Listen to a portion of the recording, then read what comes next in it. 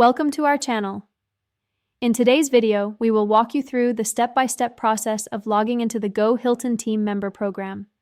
This fantastic initiative allows Hilton team members to access exclusive benefits and discounts. Let's get started. Step 1. Open your web browser. Begin by launching your preferred web browser on your computer or mobile device. You can use any browser, such as Chrome, Firefox, Safari, or Edge. Step 2. Navigate to the Hilton login page. In the address bar, type in hilton.com and press Enter. Once the Hilton homepage loads, look for the Team Members section. Click on the link to access the Team Member portal. Step 3. Find the Go Hilton login button. On the Team Member portal, locate the Go Hilton login button. This section is specifically for team members to access the Go Hilton program. Click on it to proceed. Step 4.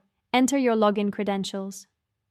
You will be directed to the login page. Here, enter your Hilton Honors account username and password. Make sure to double-check your credentials for any typing errors. Step 5. Click on the login button. After entering your username and password, click the login button. This action will redirect you to your Go Hilton account dashboard. Step 6. Explore your benefits. Once logged in, take some time to explore the dashboard.